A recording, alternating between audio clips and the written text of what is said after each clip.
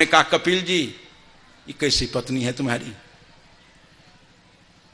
कहा क्या हुआ? हम कि गोस्वामी तुलसी की पत्नी का ऑपरेशन कर दिया एकदम। तुलसी ने लिखा है कि एक ही धर्म एक व्रत नेमा, काय वचन मन पति पद प्रेमा। एकदम अर्धालिये को उड़ा दिया हूं। कहा क्या हुआ साहब? हम कि तुम्हारा नौकर ही तो कहा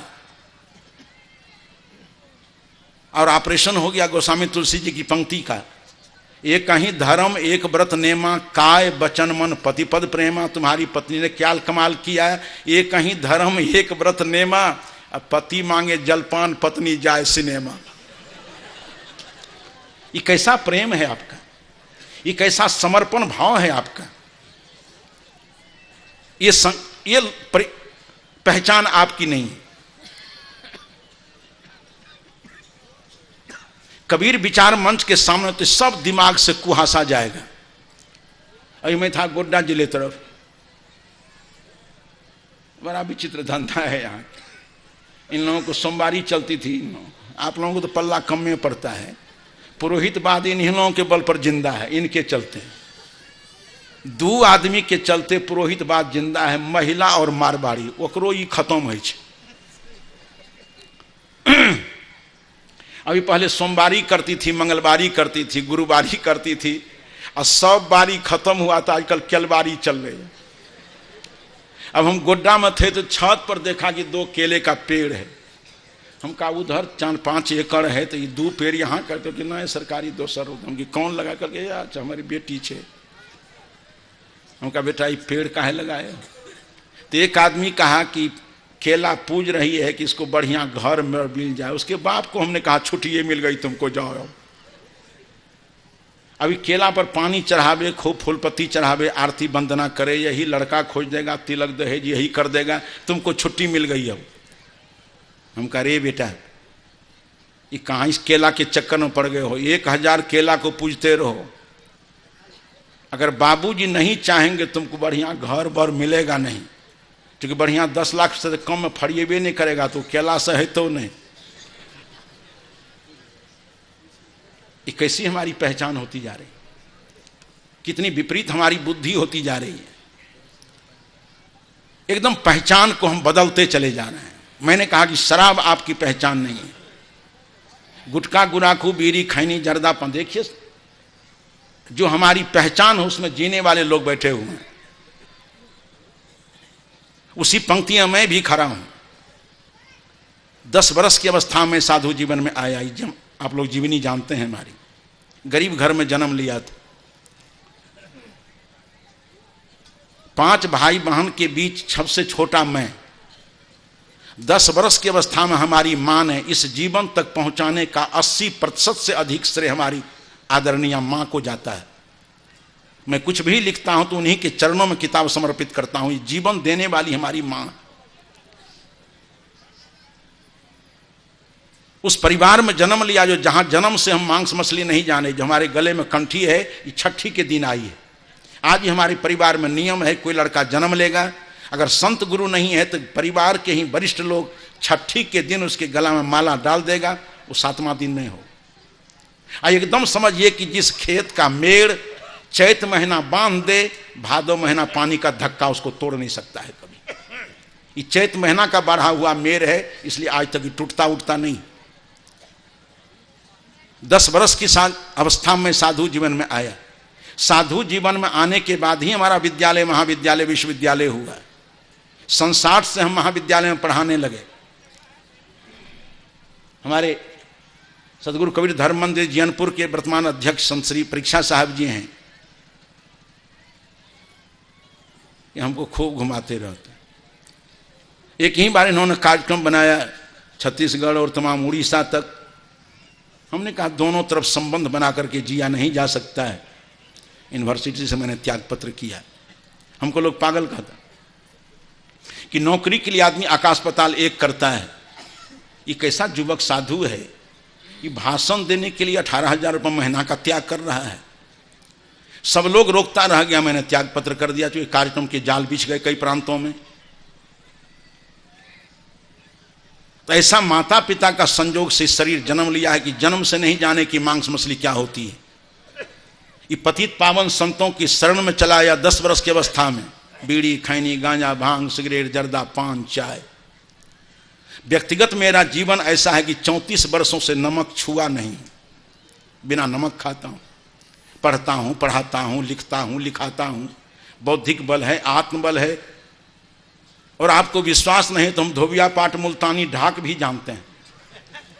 शारीरिक बल भी हमारा, अखाड़ा में हम बल का प्रदर्शन भी करते थे दाव पेच के साथ। इन माता पिता का आशीर्वाद, ये प्रज्ञावान संत गुरुजनों का साहचर्य, जीवन निर्विकार है और निर्भर है। मुक्ति के लिए कहीं रास्ता नहीं खोजना है, मालूम पड़ता है कि मुक्ति जीवन में घटित होती जा रही है। चारों तरफ का लगाव खत्म होता जा रहा है। तो अपनी पहचान में हम लोग आए। हम अपनी पहचान बिगाड़ते चले जा रहे हैं। मैं बहुत अधिक विषयांतर में चला गया। विषयांतर है किंतु प्रासंगिक है। इसकी जरूरत बड़ा व्यापक हो गया है। समझ लो समय से पहले समझ जाओ, न तो हाथ पर हाथ देकर रोने के अलावा और कोई चारा नहीं रहेगा। एक दिन सड़क के किनारे पेड़ के नीचे एक लड़का बैठकर रो रहा है। दुनिया के लोग अपनी अपनी धुन में मस्त रहते हैं। सड़क से लोग दर्जनों आ रहे हैं जा रहे हैं, कौन रोता है कौन गाता है, किससे किसको क्या मतलब है। वो लड़का पेड़ के नीचे रो रहा है। एक संत उसी रास्ते से जा रहा है। जिस संत की परिभाषा गोस्वामी तुलसी ने दी कि पर दुख द्रवहि सो संत पुनीता, जो दूसरे के दुखों को देख करके द्रवित हो जाता है, ये हृदय संतों का होता है। साधु ने देखा कि पेड़ के नीचे लड़का रो रहा है, इसके रोने का कारण कोई पूछने वाला नहीं है, आंख से निकलते हुए आंसुओं को पोंछने वाला कोई नहीं है। उनके हृदय में करुणा का उभार हुआ। वो खिंचा गए, सड़क छोड़ करके पेड़ के नीचे चले गए। पहले गौर से साधु ने मामला को देखा, नक्शा देखा।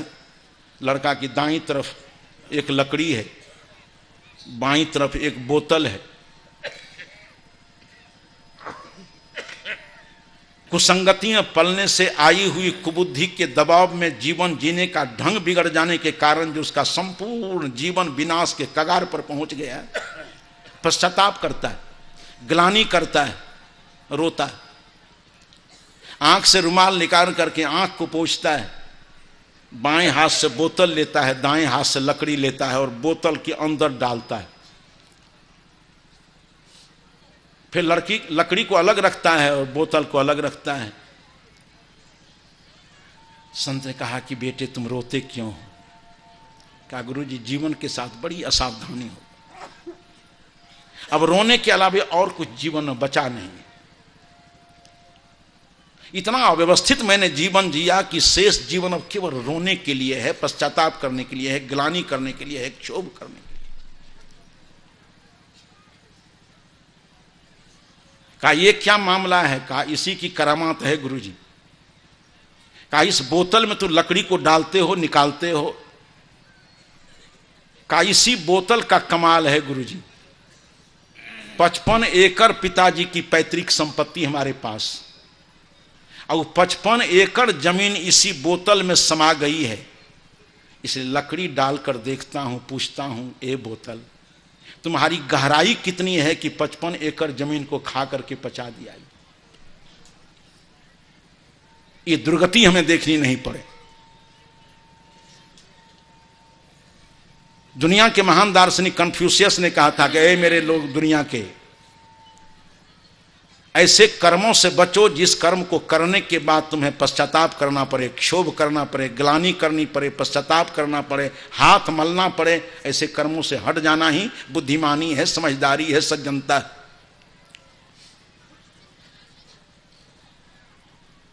इसलिए हमने कहा कि हम अपनी पहचान को बिगाड़ते चले जा रहे हैं।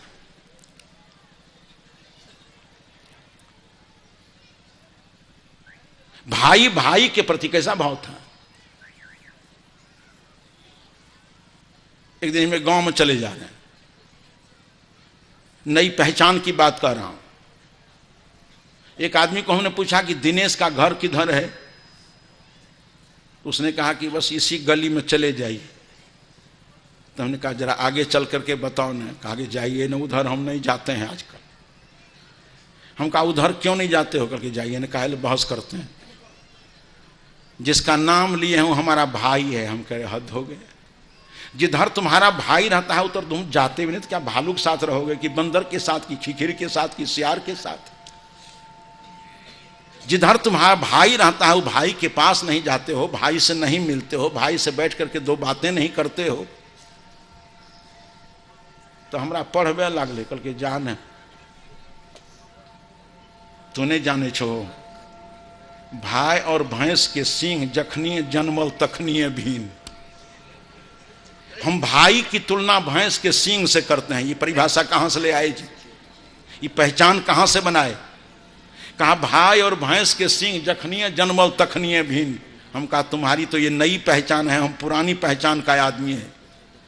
राम जी से किसी ने पूछा, कहो राम जी आपका दुनिया स्मरण करती है, आपका दुनिया ध्यान करती है, आपका दुनिया हृदय में आपको धारण करती है, आप भी किसी का ध्यान करते हो क्या? आप भी किसी को हृदय में धारण करते हो क्या? राम के मनोभाव को पंक्तिबद्ध करते हुए गोस्वामी तुलसी ने कहा ये पहचान हमारी है। राम के भाव को भाषा में पंक्ति में आबद्ध करने वाला। अच्छा, पंक्तिबद्ध किया गोस्वामी तुलसी ने। राम का भाव था कि भरत सरिस को राम सनेही, वाह, जग जप राम राम जप जेही। भरत के समान हमारा प्यारा दुलारा कौन होगा? दुनिया हमारा स्मरण करती है, दुनिया हमको हृदय में धारण करती है, हम भरत लाल को अपने हृदय में धारण करते हैं। कि भाई भाई के बीच की पहचान कैसे उड़ती चली जा रही है। भ्रातृ प्रेम कहां विदा होता चला जा रहा है। दाम्पत्य जीवन का रस कहां तिरोहित होता चला जा रहा है। मातृ पितृ भक्ति की सरस भावना कहां समाप्त होती चली जा रही है। ये समाज के प्रति अच्छे जो हमारे ख्याल होने चाहिए वो कहां नष्ट होता जा रहा है। जिस देश की धरती पर हम जन्म लिए हैं, खाए हैं, खेले हैं, पढ़े हैं, लिखे हैं, वो देश की अखंडता, देश की स्वाधीनता, देश की बाह्याभ्यंतर शक्ति को अक्षुण्ण बनाए रखना राष्ट्र धर्म सर्वोपरि धर्म है। ये धर्म धूमिल क्यों होता जा रहा है? आज इस नई पहचान को हटा करके फिर पुरानी पहचान पर आए। हम संयमशील जीवन जिए, शाकाहारी जीवन जिए, दुर्व्यसन मुक्त जीवन जिए, मातृ पितृ भक्ति को अपने जीवन में धारण करें। पत्नी पति में समर्पित हो, पति पत्नी में समर्पित हो, भाई भाई के प्रेम को सजीव करें, गोतनी गोतनी के बीच के प्रेम को सजीव करें। ये समाज जिसने आपको चलना सिखाया, बोलना सिखाया, उस समाज के उत्कर्ष के लिए सोचना। थोड़ी सी गर्मी आ गई है, दबंगता आ गई है तो समाज को रौंद कर चलते हो, समाज को की परेशानी का कारण बनने जा रहे हो। समाज का वरदान बनो, समाज का अभिशाप मत बनो। जिंदगी बहुत नाजुक है, बहुत क्षणिक है। हम केवल शरीरवादी हमारी पहचान नहीं है, हम आत्मवादी भी हैं। शरीर को स्वस्थ सफल निरोग बनाते हुए हम आत्म कल्याण की बात भी सोचेंगे,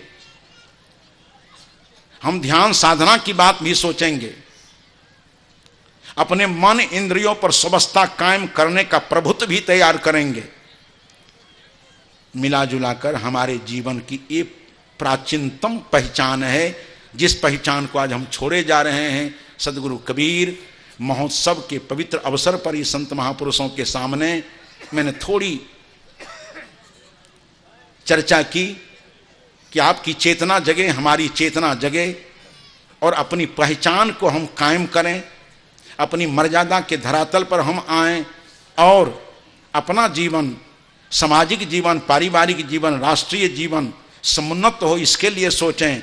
हमारा बाह्य जीवन धन संपदा संपन्न हो, पारिवारिक जीवन प्रेम पूर्ण हो, सामाजिक जीवन न्यायपूर्ण हो और व्यक्तिगत जीवन संयमशील बना करके हम अद्भुत शांति का अनुभव करें। बस इस सत्र में इन्हीं कुछ शब्दों के साथ अपनी बातों को विराम दे रहा हूं। बोलिए सद्गुरु कबीर साहेब की जय, सद्गुरु आचार्य साहेब की जय, सकल संत महापुरुषों की जय, सकल भक्त हंस जनों की जय। आज के